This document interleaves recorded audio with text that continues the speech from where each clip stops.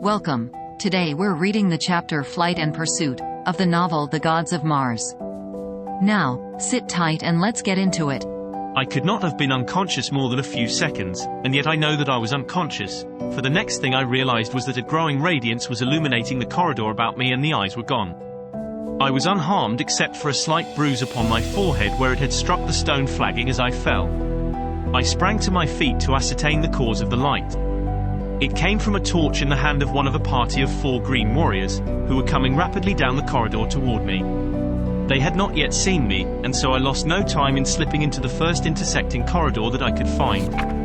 This time, however, I did not advance so far away from the main corridor as on the other occasion that had resulted in my losing Dejah Thoris and his guards. The party came rapidly toward the opening of the passageway in which I crouched against the wall. As they passed by, I breathed a sigh of relief.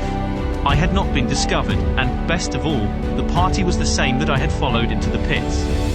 It consisted of Dejah Thoris and his 3 guards. I fell in behind them and soon we were at the cell in which the great Thark had been chained.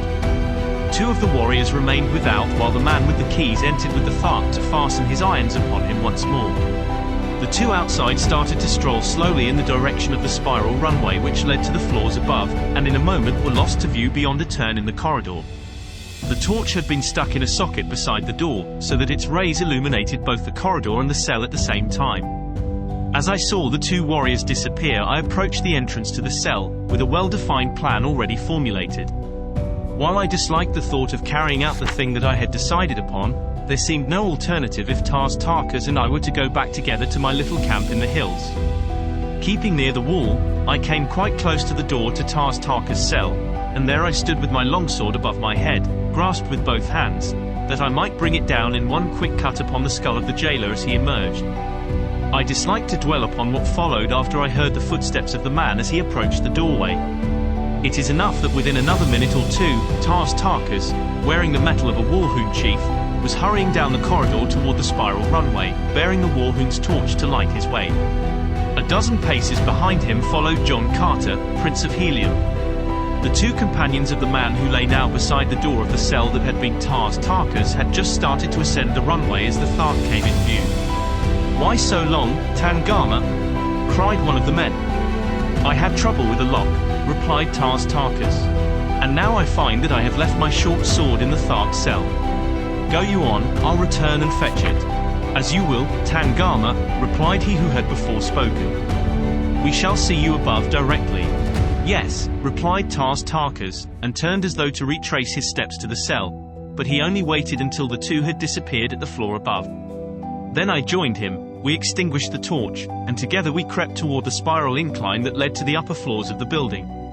At the first floor we found that the hallway ran but halfway through, necessitating the crossing of a rear room full of green folk, ere we could reach the inner courtyard, so there was but one thing left for us to do, and that was to gain the second floor and the hallway through which I had traversed the length of the building. Cautiously we ascended.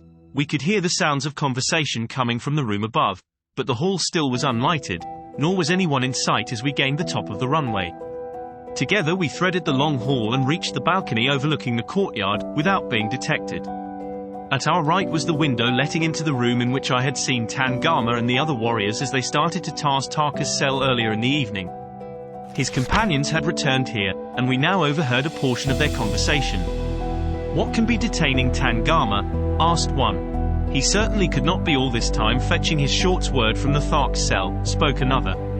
"His short sword?" asked a woman. "What mean you?" "Tangama left his short sword in the Thark's cell," explained the first speaker, "and left us at the runway, to return and get it." "Tangama wore no short sword this night," said the woman. "It was broken in today's battle with the Thark, and Tangama gave it to me to repair. See, I have it here," and as she spoke she drew Tangama's short sword from beneath her sleeping silks and furs. The warriors sprang to their feet. "There is something amiss here," cried one. "'Tis even what I myself thought when Tangama left us at the runway," said another. "Methought then that his voice sounded strangely. Come, let us hasten to the pits." We waited to hear no more.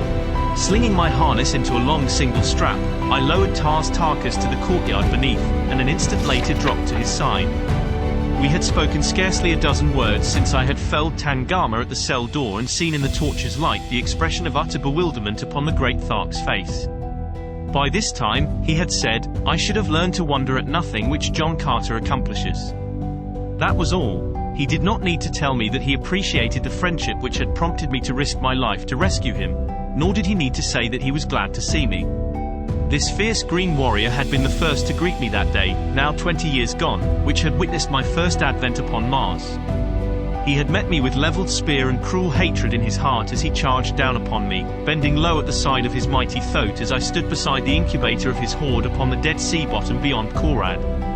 And now among the inhabitants of two worlds I counted none a better friend than Dejah Thoris, Jeddak of the Tharks. As we reached the courtyard we stood in the shadows beneath the balcony for a moment to discuss our plans. There be 5 now in the party, Dejah Thoris, I said, Thuvia, Exedar, Thoris, and ourselves. We shall need 5 thoats to bear us. Thoris, he cried, your son? Yes. I found him in the prison of Shador, on the Sea of Omion, in the land of the firstborn. I know not any of these places, John Carter. Be they upon Barsoom, upon and below, my friend, but wait until we shall have made good our escape, and you shall hear the strangest narrative that ever a Barsoomian of the outer world gave ear to. Now we must steal our thoats and be well away to the north before these fellows discover how we have tricked them.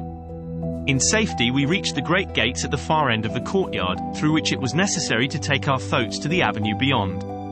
It is no easy matter to handle 5 of these great, fierce beasts, which by nature are as wild and ferocious as their masters and held in subjection by cruelty and brute force alone. As we approached them they sniffed our unfamiliar scent and with squeals of rage circled about us. Their long, massive necks upreared raised their great, gaping mouths high above our heads. They are fearsome appearing brutes at best, but when they are aroused they are fully as dangerous as they look. The thoat stands a good 10 feet at the shoulder. His hide is sleek and hairless, and of a dark slate color on back and sides, shading down his 8 legs to a vivid yellow at the huge, padded, nailless feet. The belly is pure white. A broad, flat tail, larger at the tip than at the root, completes the picture of this ferocious green Martian mount, a fit war steed for these warlike people. As the thoats are guided by telepathic means alone, there is no need for rein or bridle, and so our object now was to find 2 that would obey our unspoken commands. As they charged about us, we succeeded in mastering them sufficiently to prevent any concerted attack upon us, but the din of their squealing was certain to bring investigating warriors into the courtyard were it to continue much longer. At length I was successful in reaching the side of one great brute, and ere he knew what I was about I was firmly seated astride his glossy back. A moment later Dejah Thoris had caught and mounted another, and then between us we herded 3 or 4 more toward the great gates. Dejah Thoris rode ahead and, leaning down to the latch, threw the barriers open, while I held the loose thoats from breaking back to the herd. Then together we rode through into the avenue with our stolen mounts and, without waiting to close the gates, hurried off toward the southern boundary of the city. Thus far our escape had been little short of marvelous, nor did our good fortune desert us, for we passed the outer purlieus of the dead city and came to our camp without hearing even the faintest sound of pursuit. Here a low whistle, the prearranged signal, apprised the balance of our party that I was returning, and we were met by the 3 with every manifestation of enthusiastic rejoicing. But little time was wasted in narration of our adventure. Dejah Thoris and Thoris exchanged the dignified and formal greetings common upon Barsoom, but I could tell intuitively that the Thark loved my boy and that Thoris reciprocated his affection.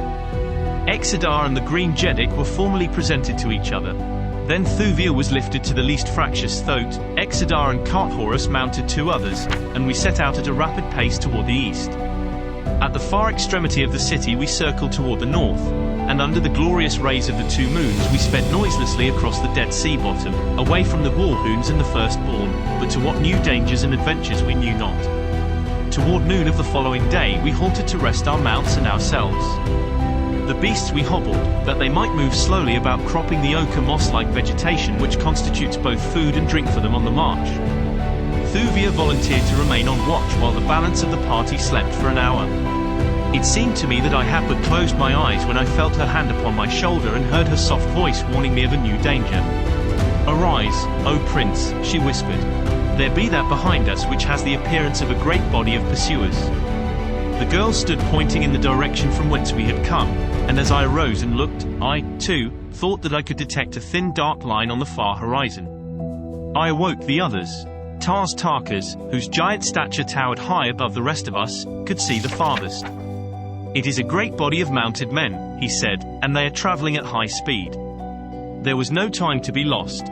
We sprang to our hobbled thoats, freed them, and mounted. Then we turned our faces once more toward the north and took our flight again at the highest speed of our slowest beast. For the balance of the day and all the following night we raced across that ochre wilderness with the pursuers at our back ever gaining upon us. Slowly but surely they were lessening the distance between us. Just before dark they had been close enough for us to plainly distinguish that they were green Martians, and all during the long night we distinctly heard the clanking of their accoutrements behind us. As the sun rose on the second day of our flight, it disclosed the pursuing horde not a half mile in our rear. As they saw us, a fiendish shout of triumph rose from their ranks. Several miles in advance lay a range of hills, the farther shore of the Dead Sea we had been crossing. Could we but reach these hills, our chances of escape would be greatly enhanced, but Thuvia's mount, although carrying the lightest burden, already was showing signs of exhaustion. I was riding beside her when suddenly her animal staggered and lurched against mine. I saw that he was going down, but ere he fell I snatched the girl from his back and swung her to a place upon my own thoat, behind me, where she clung with her arms about me. This double burden soon proved too much for my already overtaxed beast, and thus our speed was terribly diminished, for the others would proceed no faster than the slowest of us could go. In that little party there was not one who would desert another, yet we were of different countries, different colors, different races, different religions, and one of us was of a different world. We were quite close to the hills, but the warhoons were gaining so rapidly that we had given up all hope of reaching them in time. Thuvia and I were in the rear, for our beast was lagging more and more. Suddenly I felt the girl's warm lips press a kiss upon my shoulder. "For thy sake, O my prince," she murmured. Then her arm slipped from about my waist and she was gone. I turned and saw that she had deliberately slipped to the ground in the very path of the cruel demons who pursued us, thinking that by lightening the burden of my mount it might thus be enabled to bear me to the safety of the hills. Poor child! She should have known John Carter better than that. Turning my thoat, I urged him after her, hoping to reach her side and bear her on again in our hopeless flight. Horace must have glanced behind him at about the same time and taken in the situation, for by the time I had reached Thuvia's side he was there also, and, springing from his mount, he threw her upon its back and, turning the animal's head toward the hills, gave the beast a sharp crack across the rump with the flat of his sword. Then he attempted to do the same with mine. The brave boy's act of chivalrous self-sacrifice filled me with pride, nor did I care that it had wrested from us our last frail chance for escape.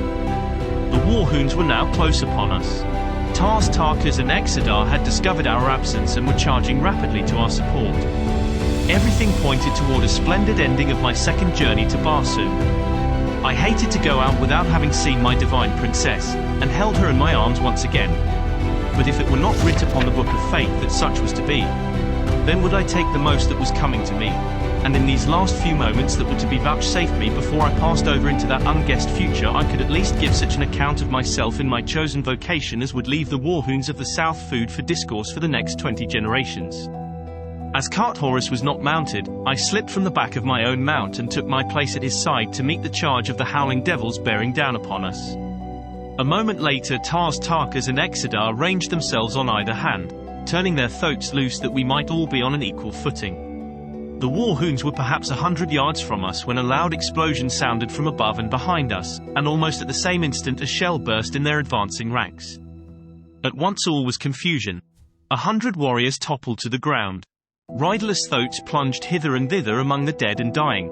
Dismounted warriors were trampled underfoot in the stampede which followed. All semblance of order had left the ranks of the green men, and as they looked far above our heads to trace the origin of this unexpected attack, disorder turned to retreat and retreat to a wild panic. In another moment they were racing as madly away from us as they had before been charging down upon us. We turned to look in the direction from whence the first report had come, and there we saw, just clearing the tops of the nearer hills, a great battleship swinging majestically through the air. Her bowgun spoke again even as we looked, and another shell burst among the fleeing warhoons. As she drew nearer I could not repress a wild cry of elation, for upon her bows I saw the device of helium. Did you enjoy today's chapter of The Gods of Mars? Why not subscribe and ring the bell?